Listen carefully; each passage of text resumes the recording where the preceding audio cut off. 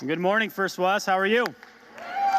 Good. My name is Mark Ulrich. I'm a pastor here on staff. I serve with student ministries and with missions. And today we're going to take a look at my favorite passage of the Bible outside of the resurrection, which is the David and Goliath account. If you need to find it, it's in 1 Samuel chapter 17.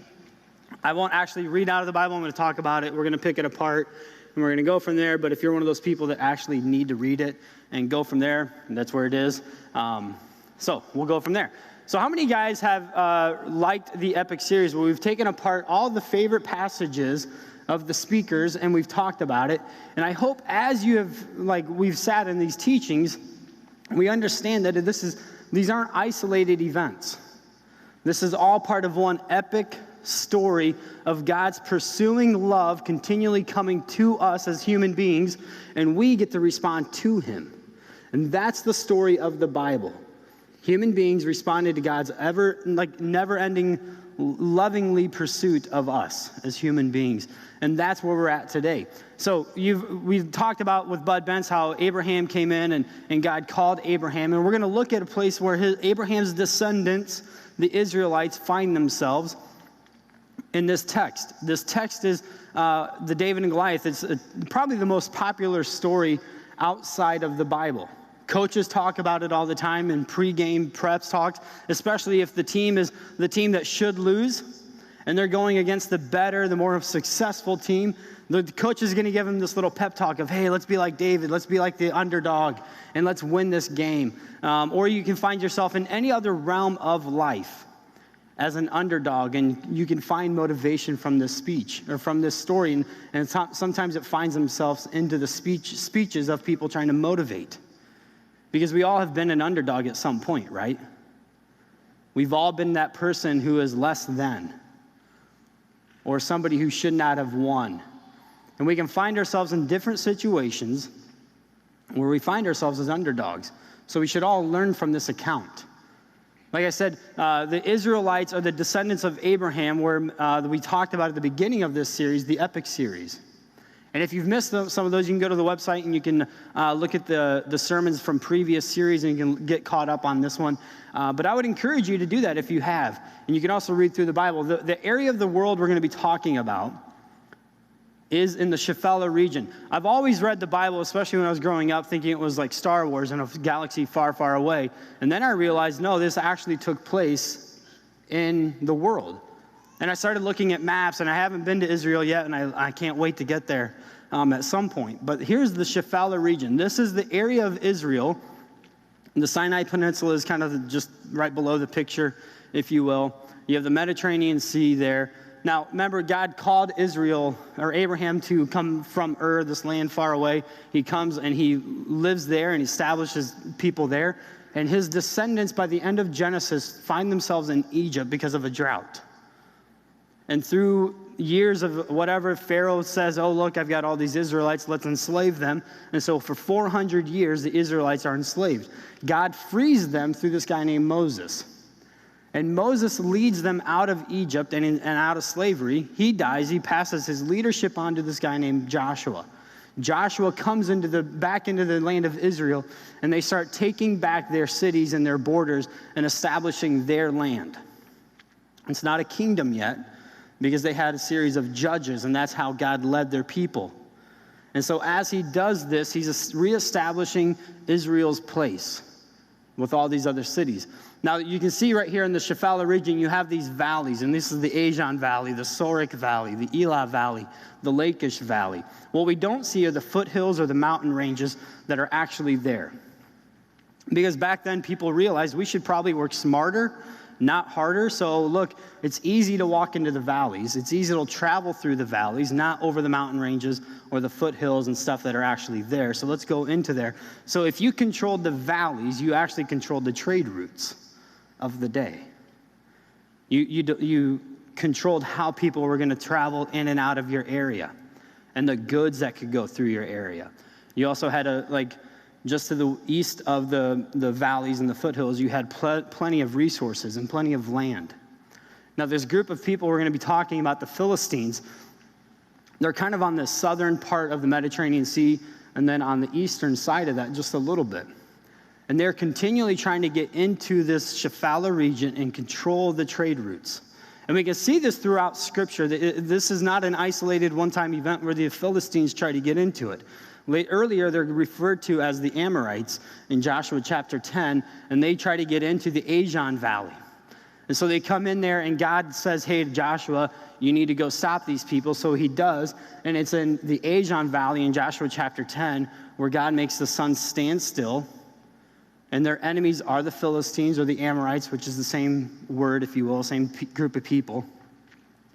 And so they stop them there. The sun stands still. God delivers a hailstorm, and Israel is freed, and they win this battle. And then later on, generation later or so, you have the Sorek Valley event, which is Judges chapter 13 through 16. And this is the accounts of Samson. Samson was a great, mighty warrior. He was strong. He was ripped.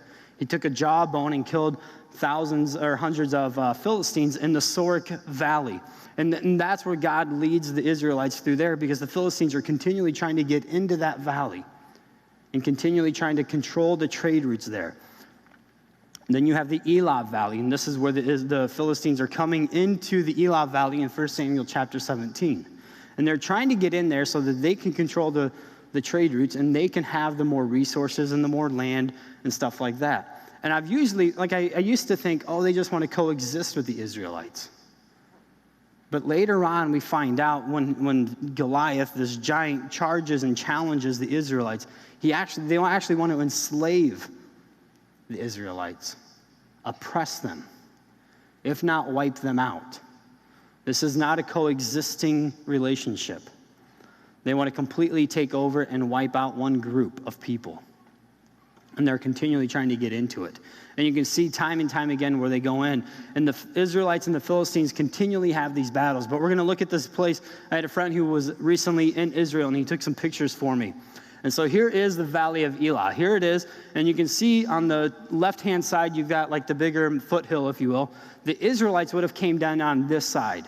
This is where they would have made their camp.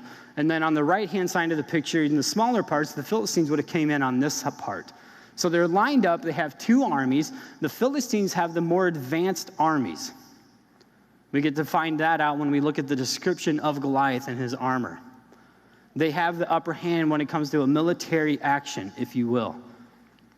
And so here they are. They have this massive giant named Goliath. And he stands over 9 feet tall. He stands in the valley between the two armies, and he starts challenging Israel. And he says, send me your best soldier, and we'll fight. If I win, then you guys will become our slaves. But if he wins, then we as Philistines will become your slaves. But let's settle this one person at a time. This was a practice that took place all the time in the military. This was not this isn't a foreign concept. This took place. This was practice. If you watch the movie of Troy, that's the opening scene. 2 armies, but one person from each army. That's that scene. That's what's going on here. This was practiced throughout this time in the military part. So here's Goliath. He stands there. He has a massive bronze helmet that covers his head. He has a coat of armor that's like scales. That weighs 125 pounds on itself. He has bronze greaves on his legs. He has a javelin thrown around his back. He has a sword. He has a spear with the actual shaft itself of the spear was like that of a weaver's rod. And then the tip of the spear, which weighed 15 pounds by itself, had iron on it. And that's where we pick up. It's easy for us to read over these kind of details. Everything else is made of bronze. That's the metal of the age. But if you are the cutting edge, if you have the upper hand of the military, you would have iron. And notice not everything is made of iron. Only parts of it is made of iron. The parts that's going to do the most damage. The spearhead, the tip of it. And so that's that part of it. And so we see just by reading that description of Goliath, number one, he's huge. He's impressive. He's got the newest technology when it comes to fighting. He has a shield bearer that goes in front of him that will protect him from anything else coming his way. He is an infantry soldier decked out to the T. He's got the latest technology when it comes to fighting. And here he is, and he's shouting time and time again, send me your best soldier. He's not only challenging the armies of Israel. He's actually defying God himself when he does this. He is defying the existence of God. He's challenging the existence of the Israelite God. And for 40 days, 2 times a day, this goes on. And I've read this time and time again, and I've always thought that the Israelites just kind of sat back in their tents. But later on in the passage, we find out that every time that this happens, they actually get up and they do their war cry. They get all excited. They get all decked out in their armor stuff. They paint their faces. They get really geared up. They start shouting. They start getting excited like something's actually going to happen. And then they sit back down. It reminds me of the Raider Nation. Take a look at this picture. You got guys that wake up on a Sunday morning and are like, you know what? Today I'm going to paint my face silver and black. I'll never wear makeup outside of this, but it's cool to do this now. It's manly to put makeup on my face now and paint it. And then I'm going to take some shoulder pads and bedazzle them. And I'm going to wait, and I'm going to stand sit in the stands. I'm going to look really intimidating. I'm going to shout. I'm going to scream. I'm going to do whatever it takes to get excited. But I'll never step out on the field and take a hit from the other team. I'll never do anything for the outcome of the game. I'm going to get excited from here in the comforts of the stands, but I'll never do anything to actually stand out there and challenge the team. And that's what the Israelite army is doing. They're standing there. You got bedazzled shoulder pads on. They've got paint on their face. They're taking their swords if they have them, and they're clanking them on the shields. And they're making as much noise and as much fuss as you can. But no one steps out in 40 days, 80 times that the Goliath throws the challenge out, to do anything. It is really easy for you and I as Christians to sit there and identify evil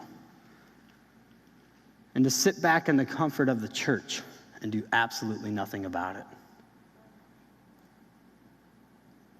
Israelites' army is full of people who have been trained in fighting. They may have the upper hand, but God has delivered them time and time again against armies.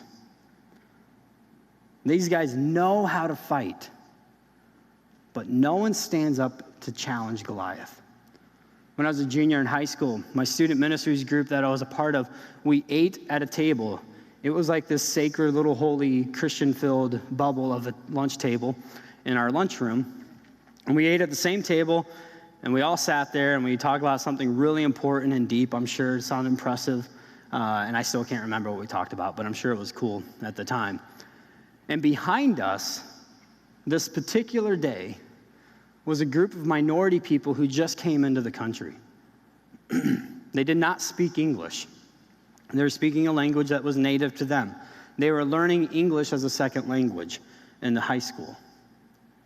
And I sat there and we were talking about our cool thing, listening to these people speaking their native tongue. And all of a sudden I recognized the voice behind me. This is a guy that I grew up with. We've been on sports teams. We've been doing whatever we do as teenagers and middle schoolers and all this other stuff. I knew who he was. And he stands up and he starts belittling this group of minority people. And he starts making fun of them. And it's not just like poking fun, like he is degrading them. He's basically telling them, I'm better than you, you're in my country, blah, blah, blah, all this other stuff. He starts making fun of their moms. He starts making fun of their sisters, their heritage, everything. And I don't think they actually understood the words he was saying, but they understood the tone and the message he was trying to tell them. And I'm sitting with my group of Christians, and I'm eating my lunch. My tray's empty now. I'm going to get up, and I'm going to take my tray to Lunch Lady Land and hand it over to her and have her clean the tray and all this other stuff. And I'm sitting there, and I'm like, somebody needs to say something. And I stand up, and a voice pops in my head. Is this your fight? They're in America. They're going to have to learn this on their own and grow some thick skin. And that voice paralyzed me. And I sat back down and fell back into the ranks of the Christian group that I was in. And I know the shame that it can come if we don't do anything about the evil presenting itself in front of us. But we'll sit in a group and we'll debate stuff and we'll talk about what the Bible says and all this other stuff and do absolutely nothing about the evil confronting us. And I want to encourage you, if you find yourself as a Christ follower, do not fall into that trap. Do not do that. Resist it. God has wired you in such a way that you see evil things that I don't. Because I'm wired in such a way that I see evil things that you don't. I'm not talking preferences. I'm not talking opinions. I'm saying evil. And God wants you to challenge the Goliaths and the evil that you see. And he wants me to challenge the evils that I see. And not just simply fall back into the ranks of the church.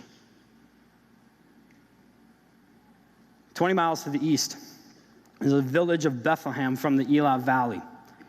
It's a village about 200 to 300 people, not big.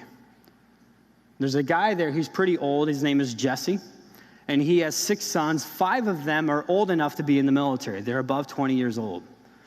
The youngest son, David, is out tending sheep, doing the things that he needs to do to provide and help with his family because he's not of military age.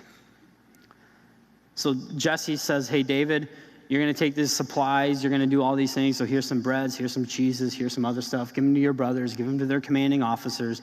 And then bring a report back to me. And the text says, the scripture says that he's been doing this the whole time. He's been traveling about 20 miles or so, going back and forth. And on the 40th day, David shows up at the same time that Goliath is throwing this challenge out. And he looks around and he sees his brothers with paint on their face and their bedazzled shoulder pads, doing their war cry, getting all into it. And he's like, oh, nothing happened. Never mind. Battle's still going on. We're still standing with paint on their face, doing absolutely nothing about it. David shows up, leaves the supplies with the keeper of the supplies, goes and finds his brothers, and he starts talking to them. And his brother Eliab, the oldest brother, gets really upset that David's even there. All David is doing what his dad asked him to do. And he lashes out at David. What are you doing here? You're so wicked. Your heart is conceited. All you really want to do is see the battle and all this other stuff. He's not really nice to him. And I think what happened is Eliab actually got caught playing army. He's got paint on his face, his bedazzled shoulder pads on, whatever you want to call it. And he's doing nothing about the challenge being in the valley. And he gets caught and he's embarrassed, so he racks out in shame. And I think he's jealous. Chapter 16 of 1 Samuel, the chapter before this, he gets passed up as king. God tells Samuel the prophet, hey, go find a new king for me because King Saul is wicked. His heart is evil. He's not going to follow me. He's not worthy of being the king for my people anymore, so go find a new one. You're going to go to Bethlehem. You're going to go to the house of Jesse, and one of those sons, I will tell you who it is. Samuel walks into the house of Jesse, and he sees Eliab, and he's like, God, this has to be him.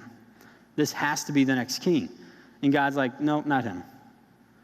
Don't look on the outside, look at the inside, go looking for somebody with a pure heart. Samuel goes through all 5 of the older brothers of Jesse, or the oldest sons of Jesse. And God does not say to any of them, this is it. Samuel goes to Jesse, and he's like, do you have any other kids? Jesse's like, I've got my youngest, he's out tending sheep. They go get him. When he walks in the room in front of all of his brothers, Samuel anoints David as the next king of Israel.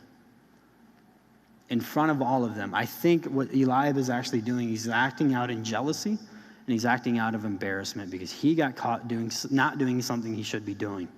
He is of military age. He has the training, and he lashes out at David.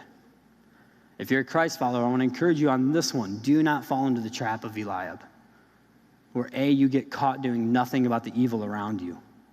And then when you see somebody willing to actually do the thing that you should be doing, lash out and squash them and say, you know what, grow up. It's not that big of a deal that this happens, whatever. Because a lot of times we can do that, and myself included.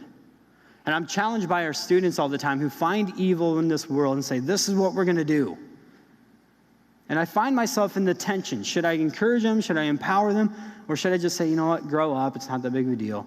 And I'm always in that internal tension. Because I've been told, hey, you know what, just wait. It's not going to be that big of a deal. Don't worry about it. I've been in their shoes. And I tell our students this all the time. When you become who God created you to be, then you will do the things that God created you to do. And you will challenge the evil that presents itself in front of you, the way that God empowered you to do it. What would this city look like if we as a church, led by the adults, confronted the evil in this city that we see on a daily basis? And as we were doing that, we encouraged and empowered and brought the other ones along, the younger generations along. This city would be changed. And this world would be changed if we did that. But I want to encourage you, if you get frozen by the impressive thing in the valley, the evilness, the size, whatever you want to call it, if you're not willing to at least step out and confront that evil, don't do anything to squash the passion of other people to do that. At least encourage and empower them. Pray for them. So here's Goliath. He's challenging his evil. He's throwing out his challenge. Send me your best soldier. David's like, you guys going to do something about it? I guess not. I'll go down. I don't have any war makeup on. I don't have bedazzled shoulder pads, but I'll go out there and do it. Word gets to King Saul. Saul's like, okay. But if you're going to do this, Goliath is dressed as an infantry soldier because that's how he's trained. So you're going to have to do this as an infantry soldier. So he says, put on my armor. Now, what he's actually saying is, because there's 3 major divisions in an army in this day. You have the cavalry, who are the horse, they have horses and chariots. They're the speed, the power of the army. And then you have the infantry soldiers, the foot soldiers, the combat soldiers. So they're going to do hand-to-hand combat. They would have a shield on them.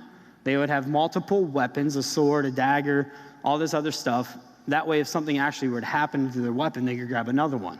They have all the armor. They have the helmets. They have all this stuff because it's close hand-to-hand combat. And then the 3rd division is you have projectile launchers. These guys were archers as well as slingers. And slingers, you would take rocks and leather straps and you would wind up and get as much momentum and force and launch it. The Romans had a group of people that could take, when they become a country and an army, they had this group of people that take golf ball-sized balls and launch them a half a mile accurately. They were that trained. This is an actual legitimate part of fighting in this day. The Benjamites, who are a tribe of Israel, are described to have this group of guys who could accurately hit the same target over and over again within a hair's width of each other. This was legitimate fighting method. So here is Goliath. He's dressed as a what? Infantry soldier. But it's strange that he has a shield bearer in front of him. We're going to get to that in a minute. He doesn't have his own shield. He has somebody else bearing that. Saul is saying, okay, we're going to play on his rules.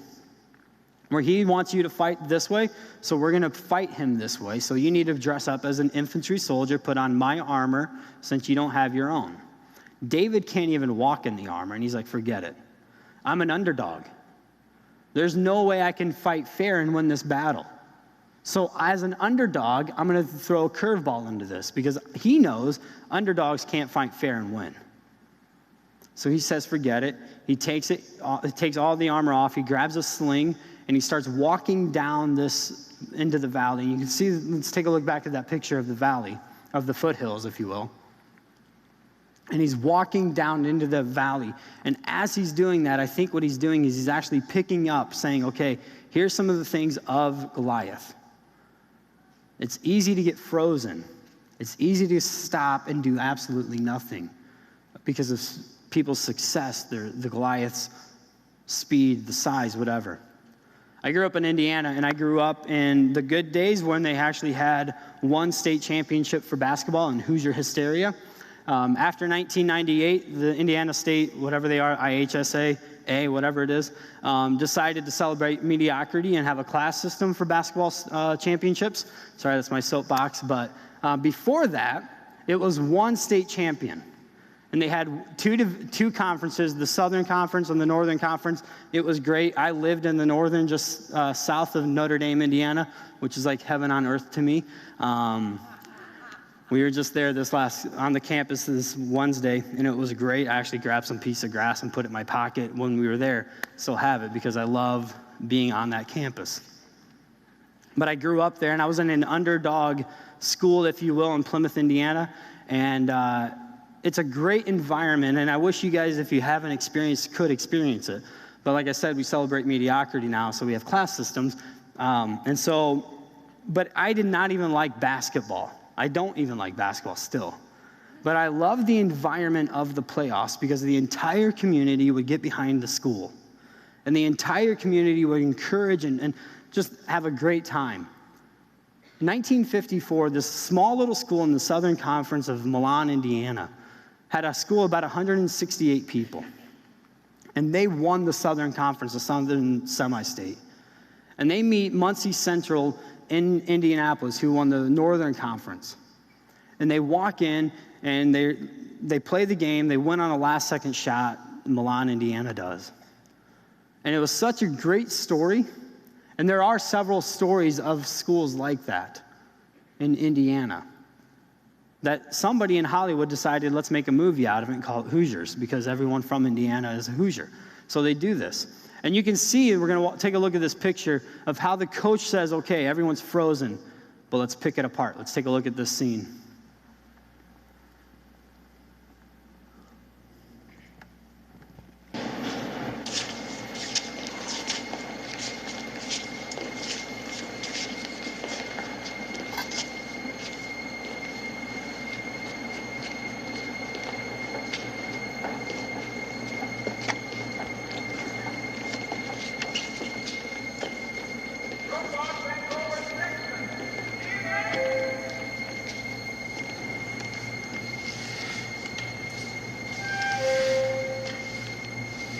Buddy,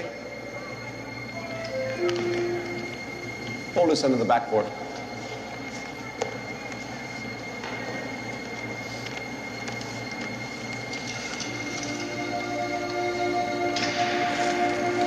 What is it? 15 feet. 15 feet. Strap, put Ollie on your shoulders.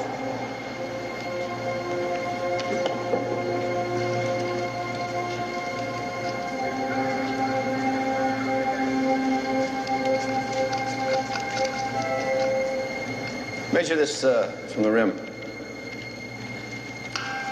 Buddy?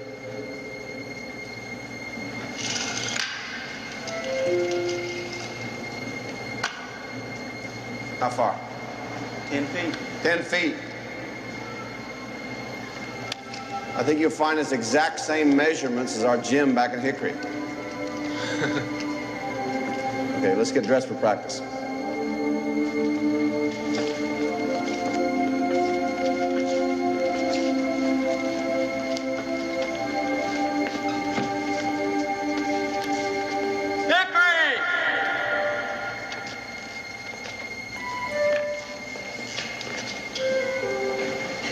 Big.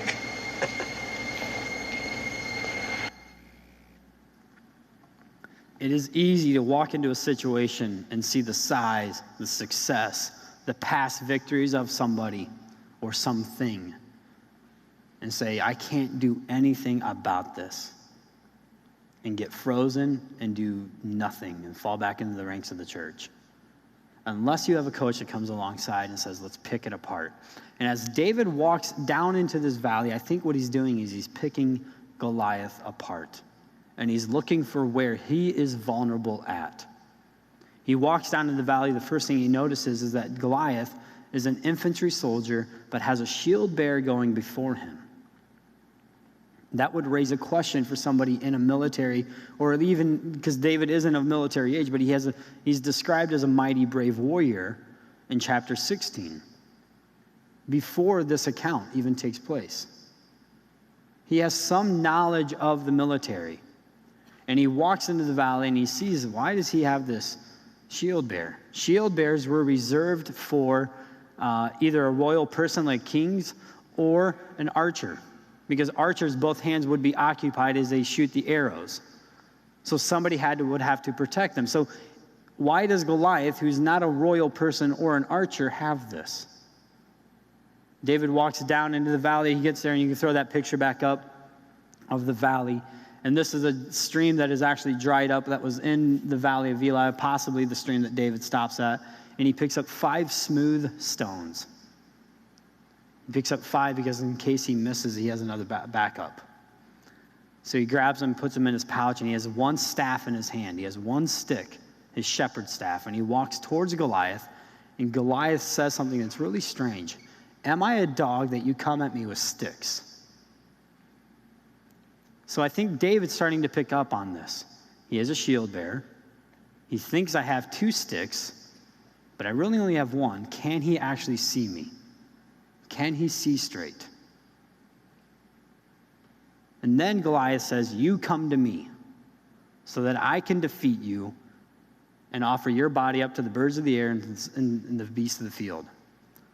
Why doesn't Goliath meet David before the stream? Is there something physically keeping Goliath back? He has a shield bearer. He can't really see straight, maybe. I'm not taking away the miracle of God delivering Israel through this act. What I'm saying is sometimes it looks like it's so impressive. But in reality, if we looked and we observed and we said, okay, let's pick it apart, there are vulnerabilities out there for whatever we face that God can use and we can use to bring victory in our side of it and defeat the evil that's out there. So David picks up the 5 smooth stones. He walks towards Goliath. I think it'd be a completely different story if Goliath met David before the stones, but he doesn't because he can't move or whatever. Whatever reason being, he picks up the stones. He doesn't put 5 stones in there and launch it with everything he's got and hope that it hits. He takes 1 stone at a time. He finds the vulnerable spot, which is the forehead of Goliath. He's got to have a big head because he's that big. So it's a pretty easy target if you're that accurate. But let's face it, this is David's first battle with a person. He grew up with 5 older brothers. I'm sure he had to fight them off, but nothing like this. He has other experiences, and he launches that stone with everything he has as he says, you come at me with a sword, spear, and a javelin, but I come at you in the name of the Lord God Almighty. And I will win this victory because he'll give it to me. And he launches that stone, and it sinks into Goliath's head. He rushes over. He takes Goliath's own sword, cuts off Goliath's head, and the Philistines leave. They flee for their lives. The Israelites chase after them. David takes the head of Goliath, and he says, hey, Saul, here it is. Here's the head, whatever you want to do with it. What would you do with the head, by the way? Let's keep it as a decoration? You're not going to stuff the thing like you would here, but anyway. So he takes it to Saul, hey, the threat's gone because here's the head of Goliath. And then he takes it to Jebusite city of Jerusalem. Jerusalem is not an Israelite city yet. That comes later. He takes the head of Goliath to the Jebusite city of Jerusalem, and no scholars that I can find actually says this, but this is my own interpretation, my own opinion. I'm going to disclaimer that right now. Because there is a biblical truth and a spiritual truth that when we allow evil to do whatever we want to have it do, or they want to do, and we don't actually do anything about it, it will affect more people than we ever imagined. And if we, as Christ followers, stand against the evil, it will bless more people than we could ever even think of. I find that time and time again in my own life and other people's, my friends' lives and stuff like that. And I think what David is doing is he's taking the head of Goliath to the Jebusite king or whatever of Jerusalem, and he says, hey, look, the threat that was coming from the west, don't worry about it. It's been taken care of. Here's the head, keep it, do whatever you want to do with it, braid the hair, play with it, whatever. You keep it. The threat is no longer there because I took care of it and God delivered you guys as well. 3 questions for you. What is your Goliath? Where is it vulnerable at? And what's stopping you from attacking it? My own life, my own Goliath that I continually find time and time again is the issue of poverty. I'm not talking, I can't buy the things I want to buy or go on the vacations that I want to go on. I'm talking poverty where people are living on less than $1 a day, where they rely on the assistance of governments to take care of them, to pay for their food and pay for their bills. Where people find themselves doing undignified ways of living to provide a means of income. Prostitution, stripping, selling drugs. whatever you want to call it, that's the issue of poverty. And I always have thought it doesn't happen in America.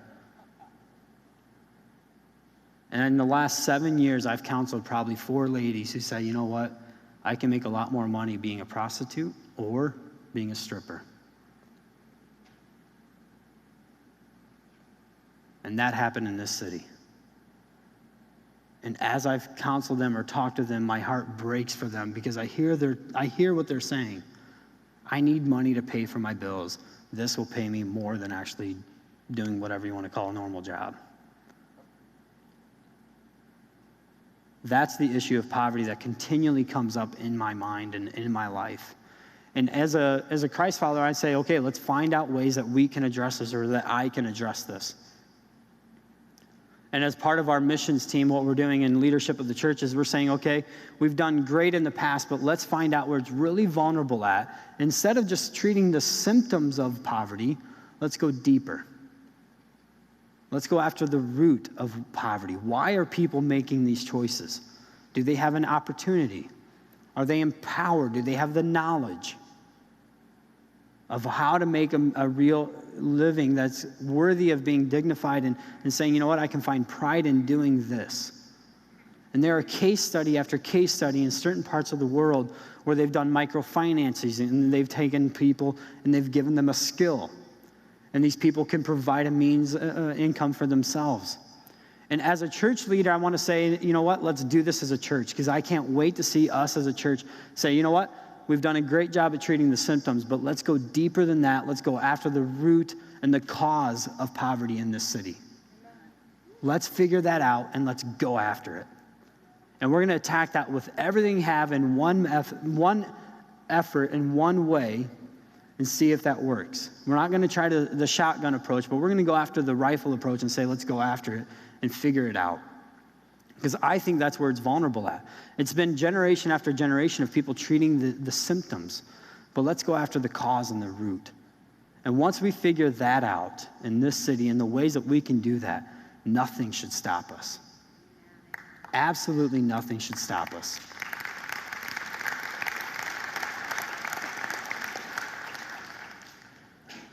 Because we have a God that breaks down walls of Jericho. We have a God that frees slaves. We have a God who can rise a dead guy out of a tomb. And that should always encourage us. So the question for you that I have, what is your Goliath? Have you figured out where it's vulnerable at? And what would stop you from attacking it? Let's pray. Father God, thanks for this day. Thanks for who you are. God, everything that you've done for us. And God, I pray that you would help us to really identify our Goliaths. And God, give us the challenge, the courage to step out and attack them and to find out where they're vulnerable. And to find out how we can really attack them and go after that, God. And not only attack them, but more importantly, stand for you and the ways that you've encouraged and empowered all of us to do that. God, help us to continually moving forward, realize that you're always with us and nothing should really stop us from attacking it. We love you, God. Amen.